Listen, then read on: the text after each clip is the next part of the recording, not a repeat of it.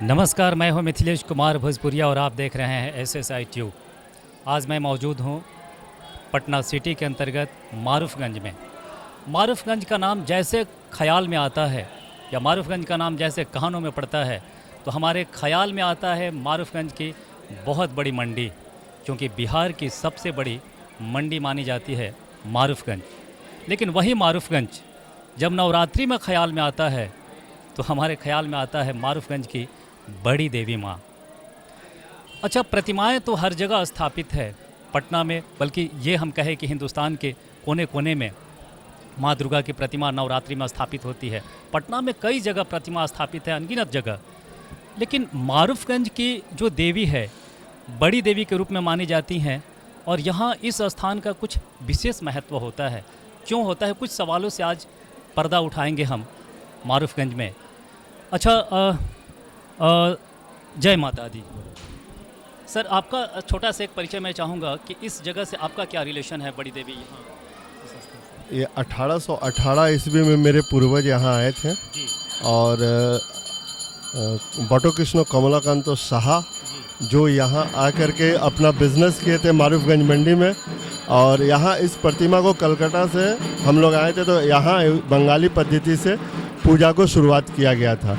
और 1818 ईस्वी से 205 साल हो रहा है जो हमारी ये प्रतिमा यहाँ विराजमान है, और उसी श्रद्धा और भक्ति के साथ यहाँ लोग आते हैं और माता का दर्शन करते हैं और मनोकामना पूरा होने पर सोने का नथ हो, साड़ियाँ हो, या जिसका भी जो अपना मनोकामना करते हो अवश्य पूरा होता है।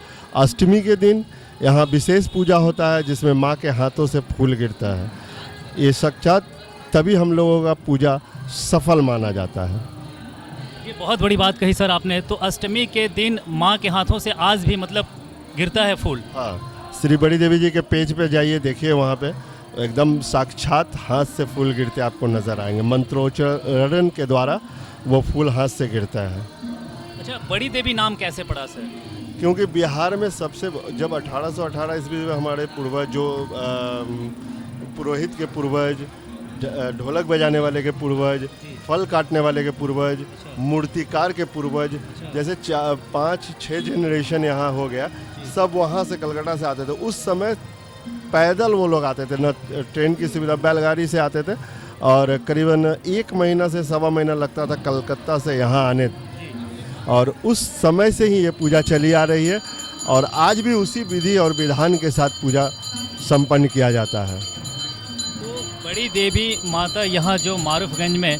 अच्छा, ये जो सर एक प्रचलन हम सुनते आ रहे हैं कि एक खोइछा का आदान प्रदान, ये प्रचलन कब से शुरू हुआ? जैसे यहाँ श्री बड़ी देवी जी और महाराजगंज की देवी जी, इसके बाद महाराजगंज की देवी जी के साथ कुछ दिन बाद महाराजगंज की देवी जी भी बैठी है, और उसके साथ दोनों भव्य तरह से पूजा। वहाँ भी मंडी है, यहाँ भी मंडी है। इस कारण बस दोनों को बहन माना जाता है। और यहाँ खोइचा बदल का बहुत विशाल कार्यक्रम होता है, जो लोग पूरे बिहार के लोग यहाँ आते हैं दर्शन के लिए। और यहाँ खास बात यह है कि माँ को विदाई देने के लिए हर घर से महिलाएं हो, बच्चियां हो, पुरुष हो, बच्चे हो, सब माँ के अंतिम दर्शन पा लेने के चाहत में रास्ता में आकर के माँ को विदाई देते हैं। लाखों की संख्या में आते हैं और माँ का विसर्जन इसी तरह से करते हैं नम आँखों से। तो ये खोइचा का प्रचलन सर कब से शुरू हुआ?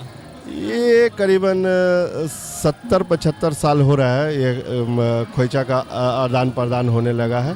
और बहुत भव्य तरीके से दोनों बहने का एक अच्छा सा ये होता है यहाँ। तो सुनने में आता है कि बंगाल से भी यहाँ की देवी जी का कुछ रिलेशन है, तो मतलब वही रिलेशन है कि वहाँ से ला के क्या रिलेशन है? जैसे इसको 16 सज्जो पूजा कर, जो मन्नत का पूजा होता है, जैसे ये बंगाल का पूजा और यहाँ का पूजा दोनों एकदम सेम टाइम उसी के सब वहीं की तरह से होता है, क्योंकि वहाँ से पूजा ये लाया गया था।